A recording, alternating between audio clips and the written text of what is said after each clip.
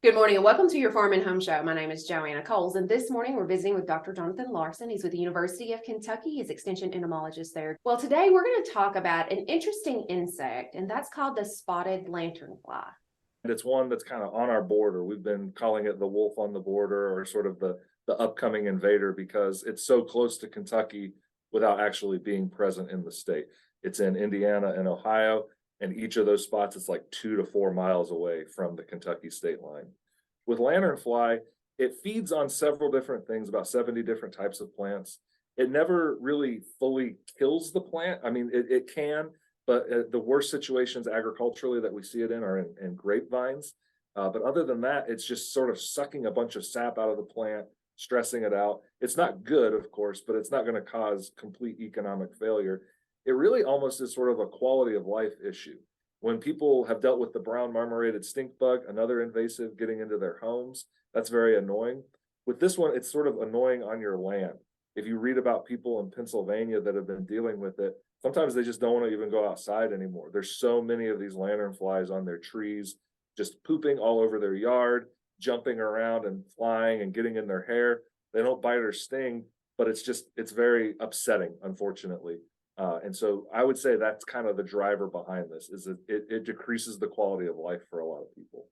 Yeah, and there is some economic impact, like you mentioned, the grapevines, and I thought I read something about maybe orchards that they have. Yes, they'll also feed on apple trees, so sort of those specialty crops, things that we've been promoting here in Kentucky.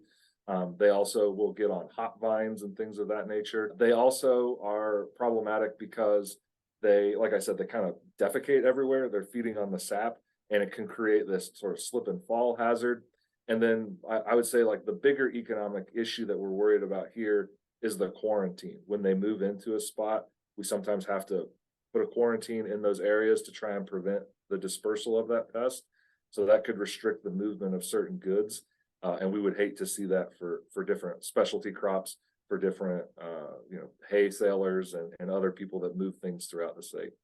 So you could have a restriction on the movement of cut wood. You could have a restriction on the movement of different items that are being packaged and sold.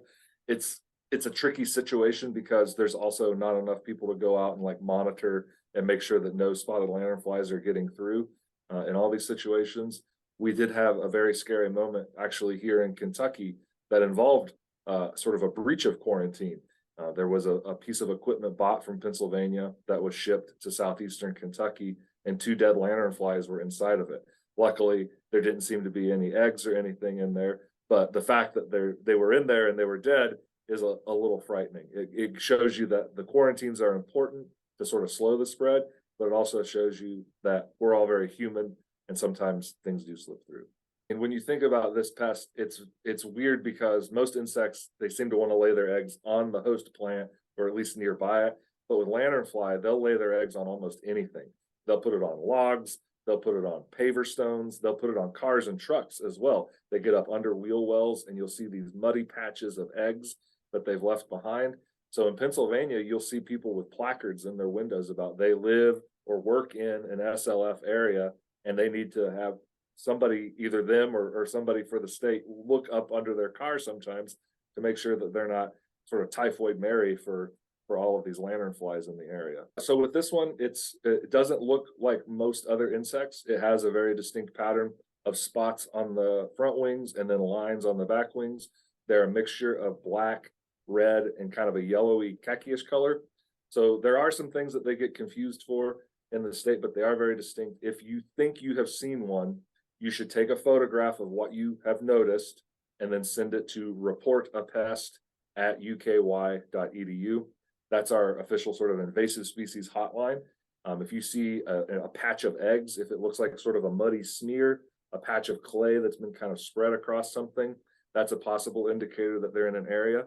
I will say that we've received the most reports geographically from the Mammoth Cave area of possible sort of suspect spotted lanternflies. None of them have come with a photograph. It's all been sort of word of mouth. So we haven't been able to verify anything, but we're definitely keeping a close eye there. All right. Well, certainly appreciate the information. And if you have questions, make sure to contact your local extension office. Thanks for watching and have a great day.